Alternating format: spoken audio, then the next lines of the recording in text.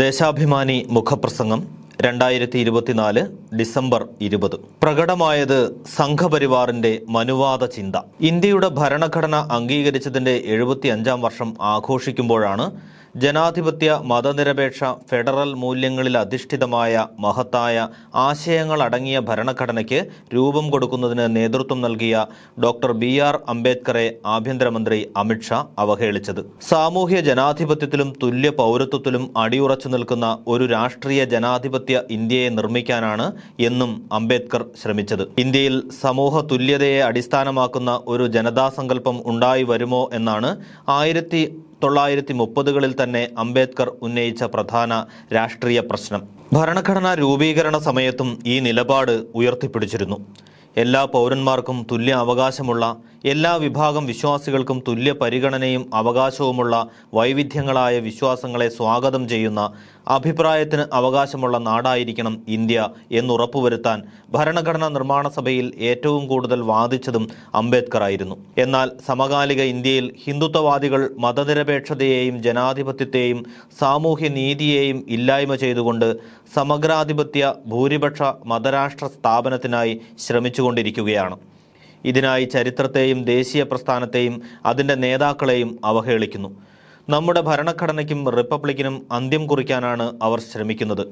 സവർക്കറുടെ ആശയം നടപ്പാക്കാനായി ആദ്യം അവർ അംബേദ്കറുടെ ആശയത്തെ, തത്വചിന്തയെ, രാഷ്ട്രീയത്തെ ഇല്ലായ്മ ചെയ്യുകയാണ്. അംബേദ്കറുടെ ഓർമ്മ ദിവസങ്ങൾ ആഘോഷമാക്കുമ്പോഴും അദ്ദേഹത്തിന്റെ ആശയങ്ങളെ സമൂഹത്തിൽ നിന്ന് മായ്ച്ചു കളയാനാണ് എന്നും RSS ബോധപൂർവം ശ്രമിച്ചുകൊണ്ടിരിക്കുന്നത്. രാഷ്ട്രപിതാവ് ഗാന്ധിജിയെ വീണ്ടും വീണ്ടും വധിച്ചുകൊണ്ടിരിക്കുന്നത് പോലെ രാഷ്ട്രശില്പി നെഹ്റുവിനെ ചരിത്രത്തിൽ നിന്ന് ഇല്ലായ്മ ചെയ്യാൻ നടത്തുന്ന നീക്കങ്ങളെപ്പോലെ ഭരണഘടനാ ശില്പി അംബേദ്കറിന്റെ ഓർമ്മകളും ഇല്ലാതാക്കാൻ ആസൂത്രിതമായ ഗൂഢാലോചന നടത്തുകയാണ്. ഇതിന്റെ ഭാഗമായാണ് അമിത്ഷാ കഴിഞ്ഞ ദിവസം പാർലമെന്റിൽ അംബേദ്കറെ അപമാനിച്ചത്. അംബേദ്കറെ അവഹേളിച്ചതിലൂടെ സംഘപരിവാറിന്റെ മനുവാദ ചിന്തയാണ് ആവർത്തിച്ച് വെളിപ്പെടുന്നത്. അംബേദ്കർ അംബേദ്കർ അംബേദ്കർ എന്ന് പറയുന്നത് ഇപ്പോൾ ചിലർക്കൊരു ഫാഷനായിട്ടുണ്ട്.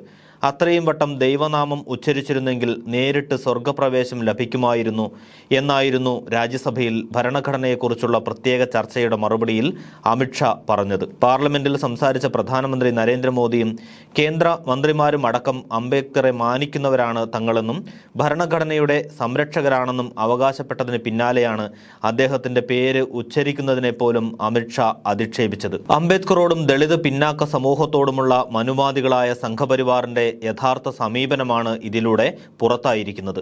അമിത്ഷായുടെ അധിക്ഷേപം ദേശീയ തലത്തിൽ വലിയ പ്രതിഷേധം സൃഷ്ടിച്ചിരിക്കുകയാണ്. ഷായുടെ രാജി ആവശ്യപ്പെട്ട് വ്യാഴാഴ്ച പാർലമെന്റിൽ പ്രതിപക്ഷം ശക്തമായ പ്രതിഷേധം ഉയർത്തി.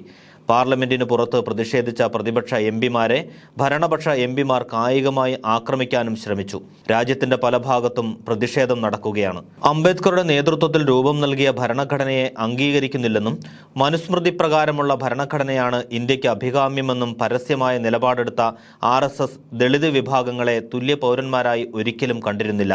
തെരഞ്ഞെടുപ്പിൽ ആദിവാസി ദളിത് വിഭാഗത്തിൽപ്പെട്ടവരുടെ വോട്ട് ഉറപ്പിക്കാനായി ആ വിഭാഗത്തിൽപ്പെട്ടവരെ രാഷ്ട്രപതിയാക്കി എന്നത് നേട്ടമായി അവകാശപ്പെടുന്ന മോദി സർക്കാർ പ്രധാന സംഭവങ്ങളിൽ നിന്ന് അവരെ മാറ്റി നിർത്തി എന്നതും ശ്രദ്ധിക്കപ്പെടേണ്ടതാണ്. പാർലമെന്റിന്റെ അധിപനാണ് രാഷ്ട്രപതി. എന്നാൽ പുതിയ പാർലമെന്റ് മന്ദിരത്തിന്റെ കല്ലിടൽ ചടങ്ങിൽ നിന്ന് അന്നത്തെ രാഷ്ട്രപതി രാംനാഥ് കോവിന്ദിനെയും പാർലമെന്റ് മന്ദിരത്തിന്റെ ഉദ്ഘാടന ചടങ്ങിൽ നിന്ന് ഇന്നത്തെ രാഷ്ട്രപതി ദ്രൗപദി മുർമുവിനെയും ഒഴിവാക്കി. ഇന്ത്യൻ ഭരണഘടന ആദിവാസികൾക്കും ദളിതർക്കും ഏത് പദവി നൽകിയാലും ബ്രാഹ്മണിക്കൽ ജാതി വ്യവസ്ഥയിൽ അവരുടെ സ്ഥാനം ഏറ്റവും താഴെയെന്നാണ് മോദി സർക്കാർ കാണിച്ചു തരുന്നത്. ഭരണഘടനയിലെ സാമൂഹ്യനീതി തത്വങ്ങളെയും സംവരണ അവകാശങ്ങളെയും എടുത്തുകളയണമെന്ന് തുടർച്ചയായി വാദിക്കുകയാണ് ഹിന്ദുത്വവാദികൾ. ദളിതർക്കും ആദിവാസികൾക്കും പിന്നാക്ക വിഭാഗങ്ങൾക്കും സർക്കാർ സർവീസിലോ മറ്റു മേഖലകളിലോ ഒരുവിധ സംവരണവും നൽകാൻ പാടില്ലെന്നും സംവരണം വിഭജന വിഘടന വികാരങ്ങളെ പോഷിപ്പിക്കുമെന്നുമാണ് RSS നേതാവ് ഗോൾവാൾക്കർ വിചാരധാരയിൽ എഴുതിവച്ചിരിക്കുന്നത്. ഫാസിസ്റ്റ് ആശയങ്ങളെ പിൻപറ്റിയ സവർക്കറുടെയും ഗോൾവാൾക്കറുടെയും പിൻഗാമികളായ ഹിന്ദുത്വവാദികൾ രാജ്യം ഭരിക്കുമ്പോൾ ഓരോ ദിവസവും ദളിത് പിന്നാക്ക വിഭാഗങ്ങൾ ആക്രമിക്കപ്പെടുകയും അവഗണിക്കപ്പെടുകയുമാണ്.